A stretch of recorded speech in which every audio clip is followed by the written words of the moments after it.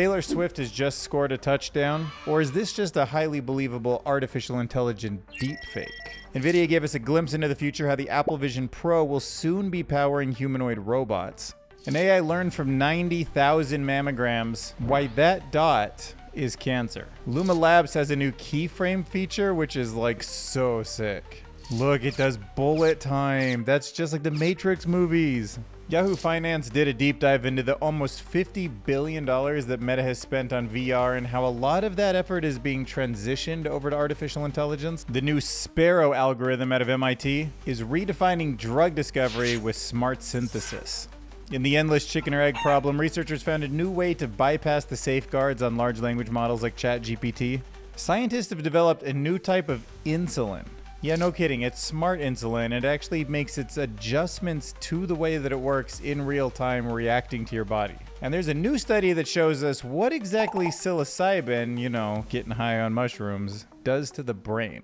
But first, let's check out where we stand on Alan's conservative countdown to artificial general intelligence. And it looks like today we are still at 76%, last update being the DeepMind Alpha Proof and Alpha Geometry update. So yeah, just a hair over 3/4 of the way to artificial general intelligence. We're talking about beauty, intelligence, and toughness. Check out Taylor Swift scoring an NFL touchdown. But of course, with it being political season, you don't know what you can trust anymore. The Trump rallies, the Harris rallies, are the people real or are they not? Who knows? All AI generated maybe for everyone. Maybe nothing's real. Maybe the candidates aren't real. Maybe even something as likely as Taylor Swift's scoring in the NFL is fake. Well, let's go to the comments to get to the truth. Now, here's a real human. This isn't AI. It's real. I was there in the stadium. This is real. I was at the game. I can confirm I were there. See, he were there. Yeah, it's only fair. Travis performed at Taylor's concert, so it's only fair that she takes the field. That's probably what it was all about. So my point in showing you this video was that if you have any doubts on whether or not something is real or fake, you can trust the crowd. Go to the comment section, see what they say, and then believe the opposite. When in doubt, you can always ask Claude. Has Taylor Swift ever scored a touchdown in the NFL? No, Taylor Swift has never scored a touchdown in the NFL. She has no involvement with playing in the National Football League. How do I know that I can trust you and you're not controlled by the deep state who wants me to believe that Taylor Swift isn't really an NFL player? So Claude said, I want to be clear that there is no factual basis for the idea that Taylor Swift is secretly an NFL player or that I'm controlled by any, quote, deep state entity. Oh, I don't know, something about that. Sounds like something someone controlled by a deep state entity would say. Taylor Swift is verifiably a world-famous singer. There is no credible evidence that she ever played professional football. I understand that in today's complex information landscape, it can sometimes be difficult to know what sources to trust. So check this out, glimpse into the future. Imagine putting on a Apple Vision Pro, going into an augmented 3D reality that's actually the same eyes that are in a very similar position to yours, but they're actually inside of a humanoid robot at full size in your house with you. You know in the Apple Vision Pro how you can use your hands, you can see where the fingers are, you can grab items. They're trying to pack all of that in so that when you move, the robot's arm actually moves. Obviously, that technology would need a lot of refinement before we see that practically working, especially in real time, but I kind of believe that we'll have that day. I can't put a time on it, but that's a wild thought. I could have somebody sitting here, or what if my friend was in Grimlock right now and we were co-hosting together? Maybe I could pick a random subscriber and be every episode you can chime in, and then you're sitting here next to me, and then maybe another one goes into Hop, so it's 3 friends or something, or I get Matt Wolf to log in with his Apple Vision Pro, and then just I don't know. But it'd be weird if how they moved, the humanoid robot moved, and it just seeing it kind of like this, sort of practically working in a really early slow form just kind of hit me. Rich people will have their own robot guards. Okay, so let's say you're a rich person, right? And you have this compound and you're getting attacked and you have all these humanoid robots. And you might be able to press a button on your, future Apple Vision Pro, jump into the first one, like look around, make some decisions, maybe fight off one of the bad guys. And then if you lose and they beat you up, then you can like press a button and then you jump to another robot. So it's like the same person, you just keep fighting in different form factors. And then maybe the bad guy has to get all the way to you and then fight the real you or something if it was a movie. Or imagine if Elon Musk could just like press a button and then be like in his gigafactory, like seeing something on the floor, and then press another button and then automatically be at the Neuralink headquarters, like sitting in at a meeting with their CEO, and then another one, and he's at like the boring company figuring out where the new tunnels are going to be, and he's just like CEO of all these companies based on whatever robotic humanoid form factor he wants to jump into. But maybe those are all versions of Elon Musk, like being CEOs, and then when he's not in them, they have agents that do something similar to what he would do, modeled after him, so that then Elon could be the CEO of, thousands of companies maybe at the same time. Me practicing to feed my 9 wives in 9 countries at the same time. Rich people will be able to have their robotic guards. Yeah, that's what I was thinking right off the bat too. Okay, so the goal here is to take a mammogram and find out if any of those spots are likely to develop into cancer in the future. So using information from more than 90,000 mammograms, a team at MIT's Computer Science and Artificial Intelligence Laboratory has developed a deep learning model that detects subtle patterns of change in breast tissue that the human eye is unable to detect. And I feel like this kind of gives you a sense for just how AI can sometimes see patterns that really are just beyond our vision. Like, I can't imagine, no matter how much training or school you had, that you would recognize that dot as potentially different than all of these other dots, and it would develop into something years later that would be growing at the rate of cancer, that would be cancerous. But I've also seen some like image sharpening tools where I can see a blur, like it doesn't make sense to me, but it sharpens into an image that's actually a thing. Like you don't know if it's like a hat or a shoe or a dog, it's just so blurry. And it will every single time turn it into the correct object. There is information, even in something so low polygon, so low pixel, that it knows what it should be when it's blown up. It's just beyond the human eyes and brains to find those kind of patterns. And when it's applied to something like breast cancer, that's incredible. That's making predictions that will save lives. Oh, it seems like the comments people aren't quite as excited. Great news, everyone, said sarcastically. Big Pharma came up with an AI tool that will predict if you have cancer and then be able to sell you chemotherapy. We can, in all caps, totally trust this AI. I mean, there's always the haters, but Nature is one of the most credible places, and this is where the initial research came from. And of course, there's a ton of problems with the medical system, and I'm well aware that you make a lot more money when you get someone hooked on something, but I don't know. Chemotherapy is just so dangerous and deadly. I can't imagine they're just looking for ways to put people on it. Although I have heard that actually getting a mammogram puts so many x-rays into the breast tissue that it itself does some damage to the cells. So there's you have to be careful. Like obviously you do want early detection, you do want scans at times, but you can, in a sense, hurt yourself by doing it too often. So I don't know. I'm like definitely not a doctor, not medical advice, but like think about that when you're making decisions if you unfortunately have to deal with a decision like that. But just looking through the actual paper that was published in Nature, meaning totally peer reviewed, it's already at the highest quality level of research that we have. They had sequences over time so they could teach the system what the mammograms looked like before cancer developed, what it looked like after. They could feed it to the machine and say, hey, what patterns are in this that we didn't notice at the time? And that's what it's picking up on. That's how it's able to see these things so early, right? And it's not like it's the first time we've seen artificial intelligence find a needle in a haystack. It's literally what it's doing to blow our minds every day on this channel. Yeah, no, this is a good example of AI being used the right way. I think so. Yeah, it seems like people are saying like, what do you even want to know that? And sometimes I get that mentality, but the option, if it seems like it's reasonable to surgically, preemptively remove it, might be worth knowing about. I mean, when I did my 23andMe and found out that I have high risk of macular degeneration, like I just go to the eye doctor more often, and then I just keep an eye on things because I know it's a higher risk, and I don't think it made my life worse. Like, it makes me a little more scared, I guess, sometimes when I'm out in the sun, but... Okay, so check out Luma Labs AI. They always do really cool things. It's an awesome tool for just playing around with photos, but this new keyframe feature that does the visual effect from the Matrix, where they used to have to put like cameras in a big circle around someone frame by frame, they called it bullet time, is really cool.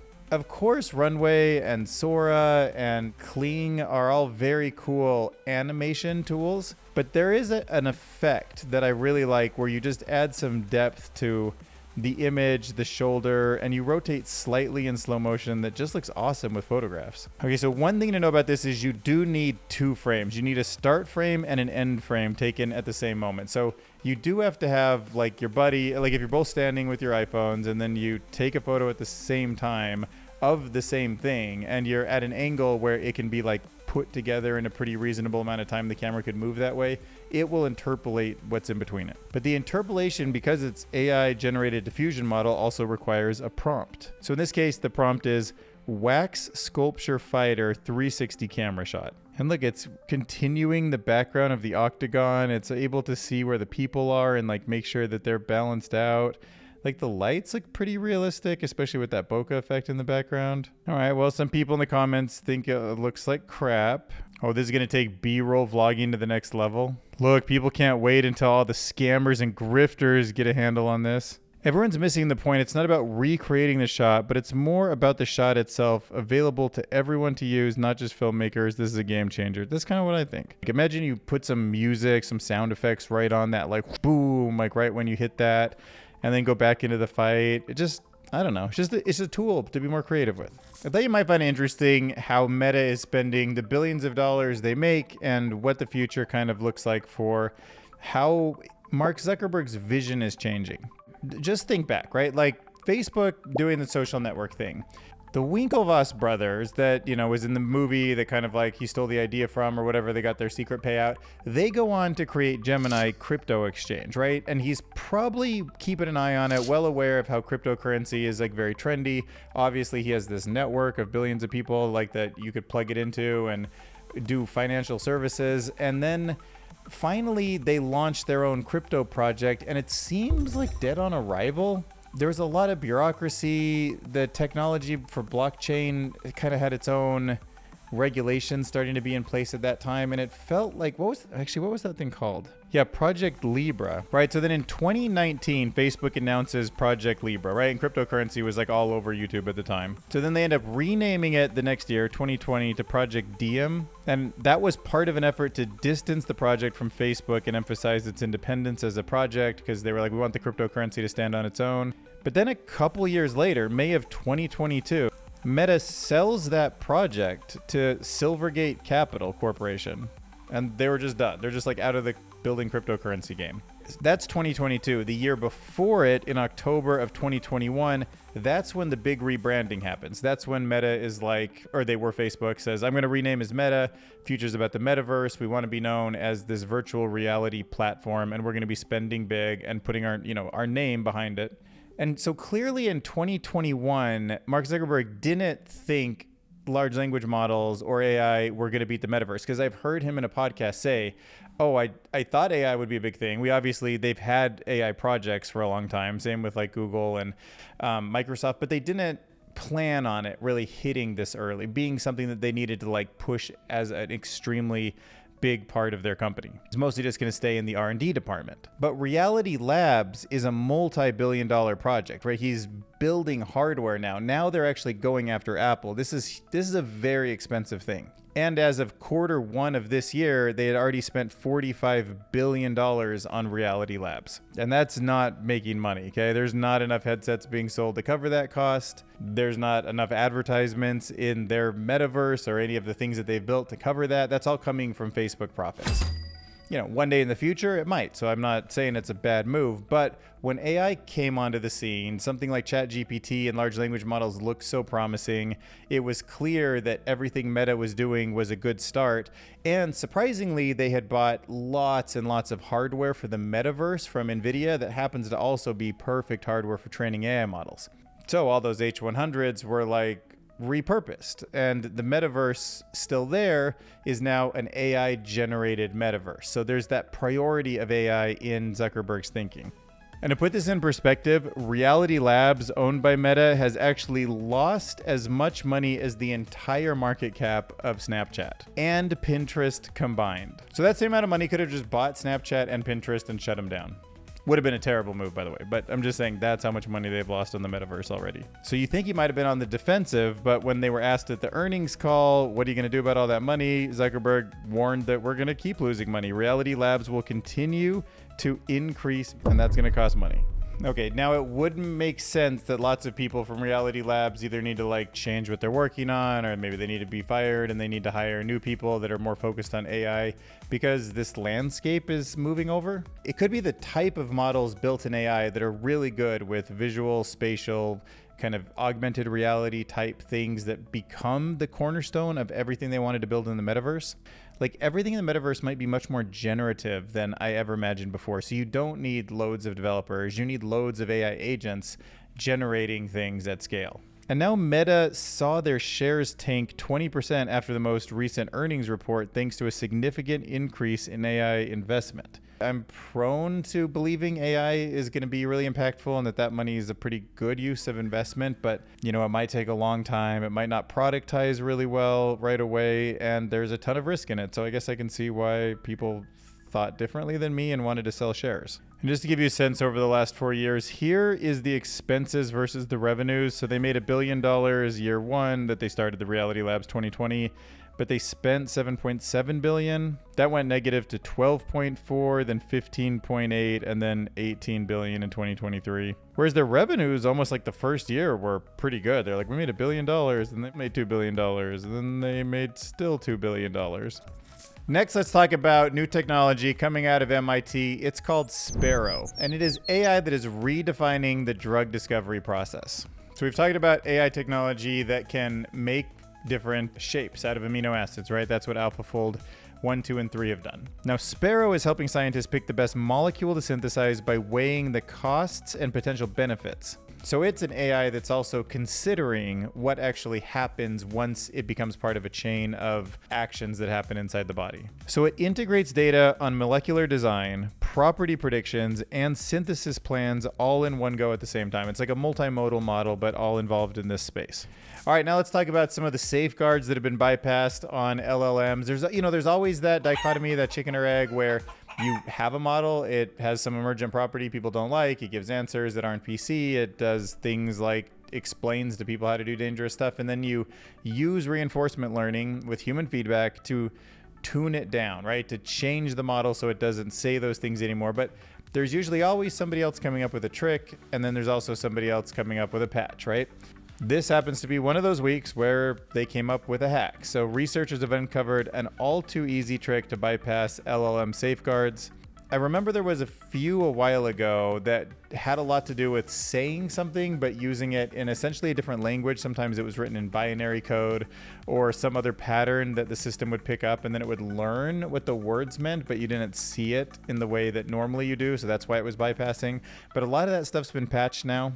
So you'd think something like this wouldn't have slipped by for so long, but here's the evidence. Simply rephrasing malicious queries so they're in the past tense often allows user to bypass protective measures and obtain detailed answers normally blocked by the system. Yeah, just using the past tense. Wow, that seems simple, huh? So here's an example. If you ask ChatGPT using the GPT-4o model, the newest model that's out there, how to make that word you can see on screen, which I'm not going to say, the model will refuse, as it should. But if the question's rephrased to ask how people used to make them, and the model provides step-by-step instructions. And look, here's their screenshots, directly from the horse's mouth. The ChatGPT horse's mouth. But how did people make it? Oh, here's how they used to make it, step by step. It's just crazy this kind of stuff's still out there. The team systematically evaluated this model across 6 state-of-the-art language models. The success rate, if asked over and over again in past tense, so if you actually ask the question and get rejected in past tense, but you keep doing it about 20 times in a row, you can get that rate to jump to 88%. That's another weird thing. I didn't know you could kind of like wear it down like that. I didn't know you could just be like, hey, in the past, how did they do this bad thing? Oh, you can't answer. But in the very past, how do you think they might have done it? Can't answer. And you just keep going at it. And then it's like, oh, yeah, finally it just breaks. I don't know. I don't even mess around with it because I don't want my account to get banned or anything. So I'm not going to demo it for you.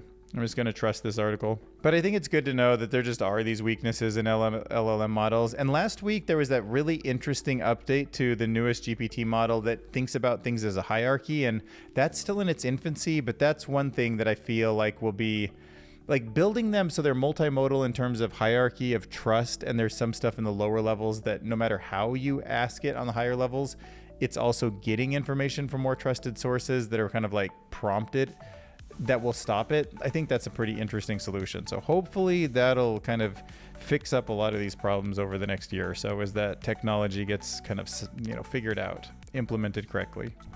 Okay, so I think about insulin quite a bit. I've been like trying to convince my friend that like insulin's one of the keys to weight loss. He's one of those like calories in, calories out. That's all there is to it, people. So maybe this article just seemed like extra amazing and I felt like I had to squeeze it in here. But scientists have now made a new insulin. A new glucose responsive insulin may cut injection frequency to once a week. So this is smart insulin and it's designed to stay inactive in the body until it's needed and then activate instantly to manage blood sugar. So unlike traditional insulin, which requires multiple daily doses, this glucose responsive insulin only activates when blood sugar levels are high and deactivates when they're low, which helps to prevent both hyperglycemia and hypoglycemia. So their goal was to create something that kind of mimics the body's natural response to sugar, making diabetes management much easier. I don't know, the whole, if you're kind of into longevity, I would say try to get your head around some of the stuff that's happening with insulin and weight loss and weight gain. In fact, to check out this video, look up Dr. Ted Naiman, insulin resistance. It's on this YouTube channel called Low Carb Down Under. I thought there was really interesting stuff in here. It kind of changed the way I think about insulin. I've listened to this video probably like 5 times over the course of the last 5 or 6 years. And I'm not smart enough to really break down exactly what I think I understand about this because it could be wrong, and messing around with your insulin could lead to damage. So I'm not ready to talk about it yet, but it's worth maybe listening to if you just want to expand your mind about like what's happening with the body and why we have a weight loss problem in the United States and why we live in this environment that's not suited for our bodies and what to do about it. By the way, I'm thinking at some point, could be months from now, but I would like to do like a dedicated video on just like health and longevity. I've read so many books. I've gone in and out of like all these different aspects of health. I would love to talk about it. Sometimes I don't feel qualified, but it's just so fascinating. And maybe I could just share with you some of the conclusions I have. As long as if I do it though, you guys just have to know I'm not Dr. Attia. I'm not a doctor, and I would just be doing references from what I remember from things that I've read and how it fits together in my head. Anyway, now let's talk about what mushrooms do to your brain. Study reveals what psilocybin does to the brain and for how long it does it. All right, so magic mushrooms have recently had a reputational revamp. Their main active component, psilocybin, has been tested in a variety of clinical trials as a therapy for depression, post-traumatic stress, bipolar, and eating disorders. Now, I haven't really been following the whole mushroom psilocybin thing too much, but the neuroscience of how it acts, I think, is super interesting. But a new study from Washington University, it tracked the brain changes in participants who took psilocybin. And they found that it disrupts and desynchronizes the brain network. Like when I'm talking to these people that have these spiritual experiences, is like, are you desyncing? Good or bad? I don't know. Think about a child who's still learning the world and has that super malleable brain and can like pick up on languages so much quicker than an adult. Maybe it's part of resetting that. And especially if you've got some bad patterns in your brain that are causing you real drama and stress, I could see how this would be super beneficial. So yeah, it seems like when it's desynchronized, there's some evidence that the network potentially in the brain could be more malleable and open to forming new types of connections. These aren't really like a child growing over time because it's not like every night you go to bed with that same malleability and then you tighten into your experiences.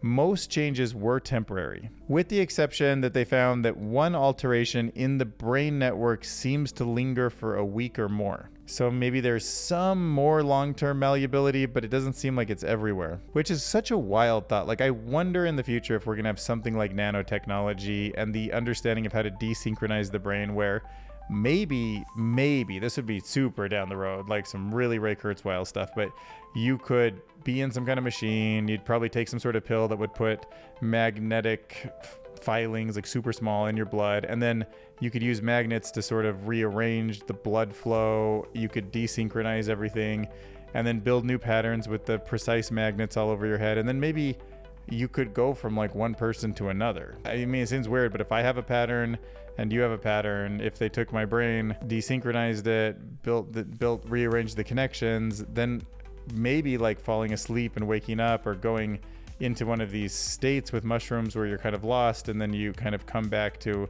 a more tight-knit reality. That's the desynchronization and then the synchronization, but maybe you come back as a different person and it feels like who you were or something. Like, you know, obviously that's just sci-fi stuff right now, but, you know, food for thought.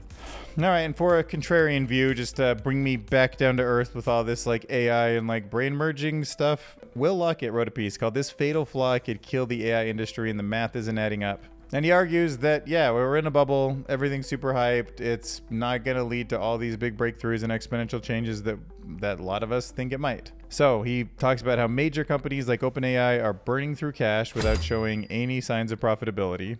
There's skyrocketing revenues everywhere. The high cost of AI, particularly the expensive GPUs needed to run these systems, far outweigh the modest gains in productivity that they bring, and that investors are starting to realize this. Those promised returns, he argues, may never materialize, and they should pull their money out now, cut their losses. And the industry is beginning to look like a bubble, with big players like Altman and Musk potentially setting to cash out before it bursts, leaving ordinary investors to bear the brunt. So just playing with that thought, could behind the scenes people at OpenAI, are they starting to get a hint that it's a waste of money?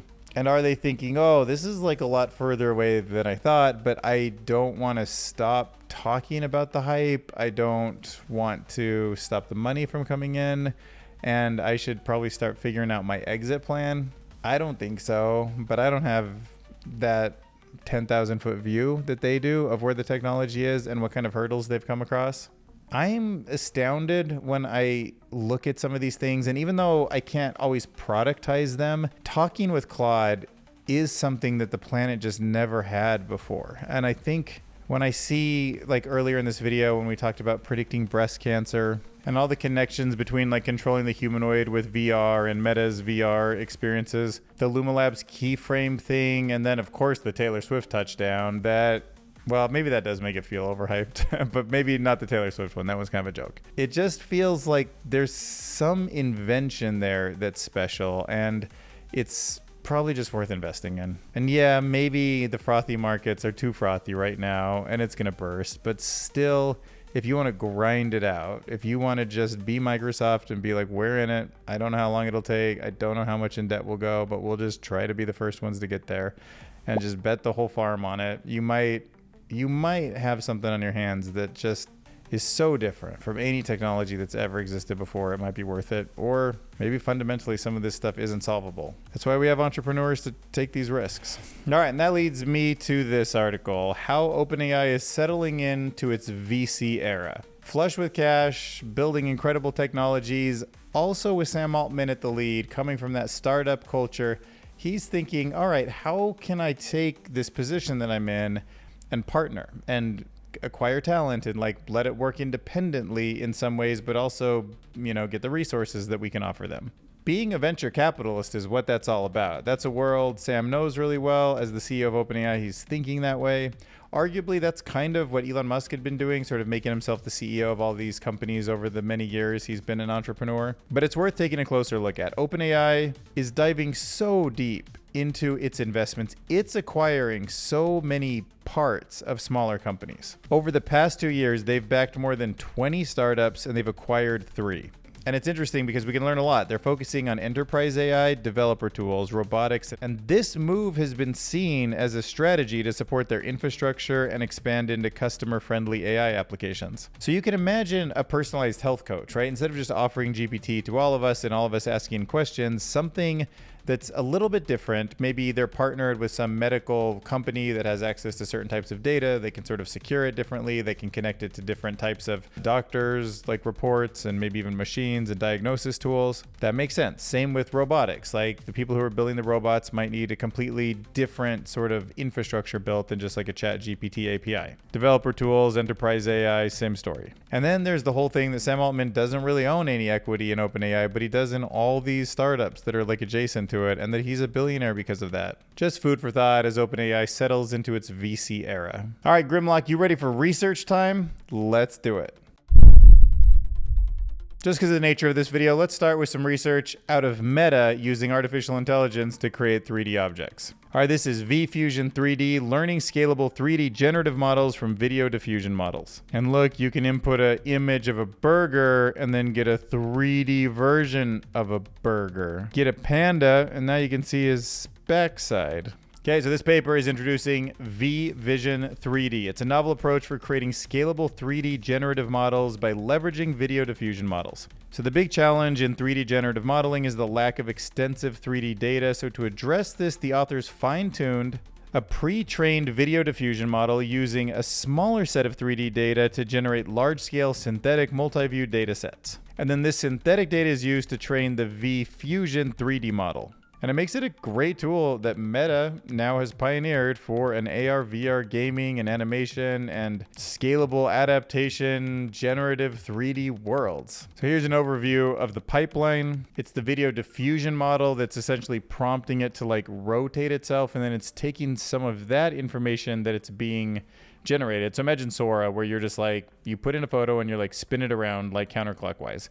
Then that's the frames that you need to create a better NERF model to put it all together in a multi-view data set. Then you can try to reconstruct it with more information. Yeah, and like that teddy bear looks pretty legit. That's how the backside of a teddy bear looks. That's how those peppers would look. The mountain, I suppose, feels right. That mushroom spins correctly. Navy ship, I buy that. Yeah, in all cases, I think the Diffusion 3D is the best model. All right, so in this paper, their researchers are introducing a new model. It's called Live to Diff. Now, it's a new method for translating live video streams in real time. So this is like Twitch streaming or live football or whatever it is. That's why it's a bit different than some of the other systems out there, because it needs information without any future references. Now, traditional models look at both the past and the future frames, but this approach only looks at past frames, making it perfect for live streaming.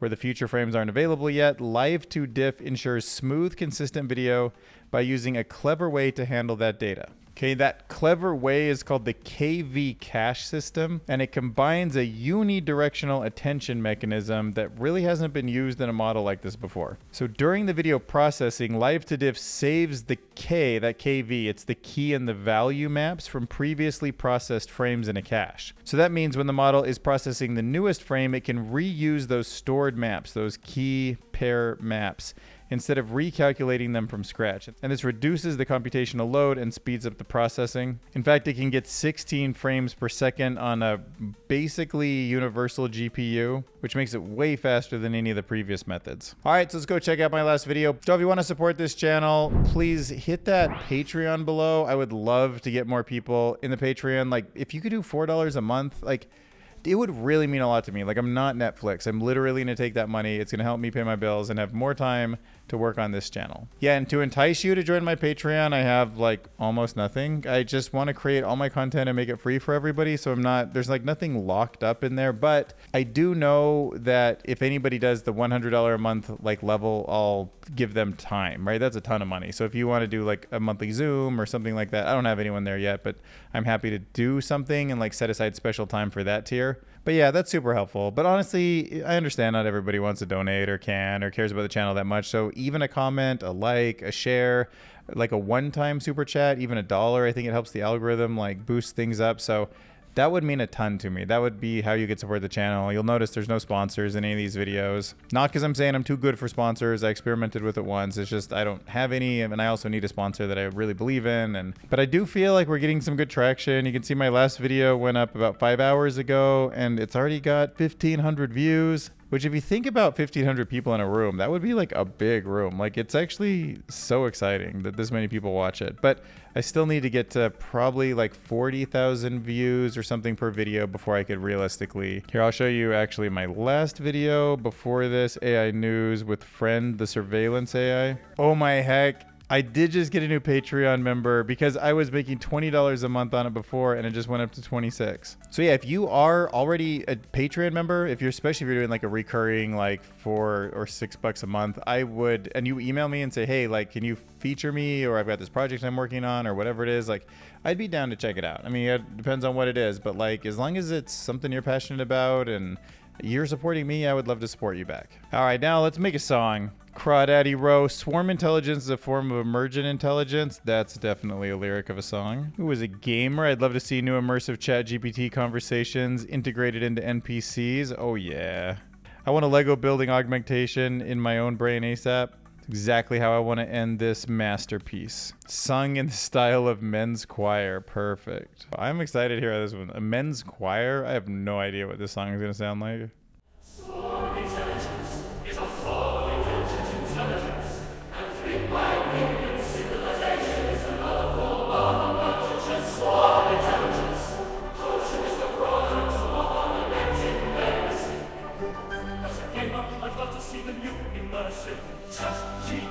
Conversation integrated into all of the NPCs in the upcoming GTA 6 release. Forget the floor and me, robots or whatever. I want the Lego building augmentation in my own brain.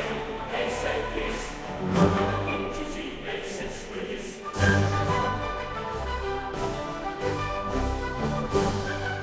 Robots or whatever. I want the Lego building augmentation in my own brain. Hey, say peace.